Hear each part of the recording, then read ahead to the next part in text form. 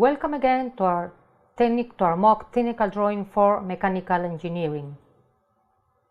We are going to present now our Module 1, technical drawing for assemblies.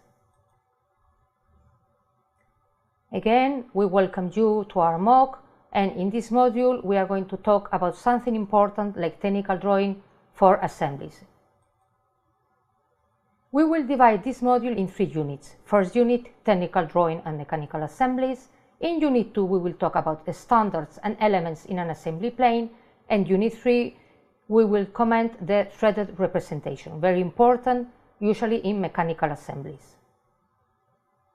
Let's start with Module 1, Unit 1. Module 1, technical drawing for assemblies. In this Unit 1, we'll talk about technical drawing and mechanical assemblies.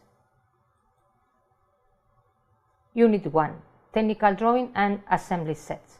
We can see here the representation of a cant clamp, the real clamp, 3D with a solid edge clamp, and the plane, the assembly plane for this clamp. So why is technical drawing important? Technical drawing is the universal language of engineers, designers, and architects to transmit information. Let's imagine we want to manufacture this part. How can we explain its shape, measurements, characteristics, etc.? Could we do it using our spoken or written language? I would like to manufacture a part consisting of a 30 x 80 x 4 mm prism, a cylinder or 14 mm diameter and 38 mm length with an 8 mm diameter hole, etc.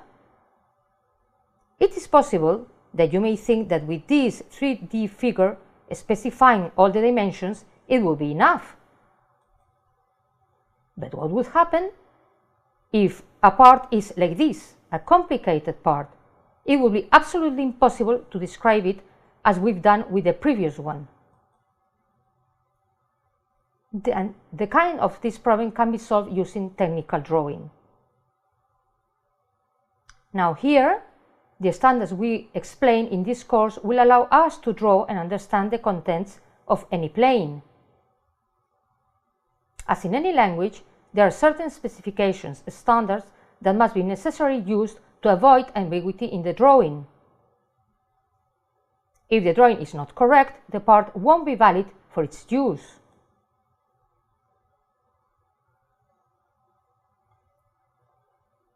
In this plane, we see a detached part. It is the leaf of a hinge. No components. It's impossible to divide it in small parts. The plane of the part is the necessary information to be able to manufacture it. This isolated part has no function on its own. It couldn't be used for anything. This part becomes useful when combined with others. Now, this part is important. It's a component of a hinge. An assembly set is made up of several parts joined together so that it serves a purpose. In our daily life, we make a constant use of mechanical assemblies. They can be as varied as the simple set seen previously in the hinge to very complex sets like a car engine.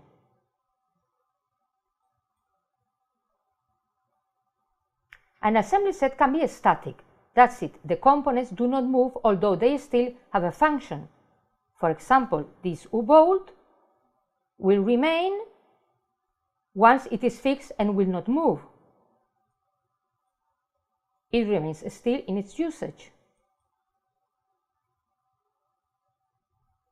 Before ending this first unit, it becomes necessary to mention some CAD programs.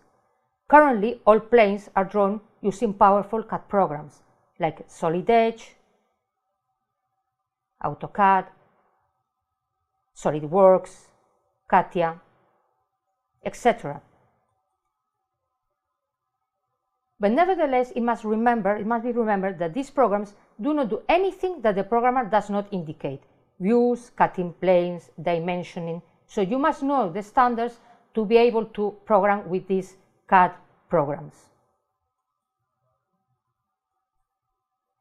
For example, in this solid edge, we must indicate the view. Now we are going to indicate the cutting plane. We must say the program we want to do a cutting plane. We must tell him the view we want to obtain, and now we will indicate the dimension and the position. We have to know the rules previously. The program will do nothing we don't tell him. So this is the end of Unit 1, Module 1. And we are going to do a summary. What have we learned? Technical drawing is the universal language used by engineers, designers, and architects to interchange technical information. This information can either be written or spoken. Although there are 3D representations, a 2D plane is needed to have the information needed to manufacture and assemble. Mechanical assemblies are very important. They are very frequently used in our daily life. As we have seen, clamps, hinges, or engines, we use them every day. So, after a summary, we are going to move to Unit 2. We hope to see you in our second unit of this first module.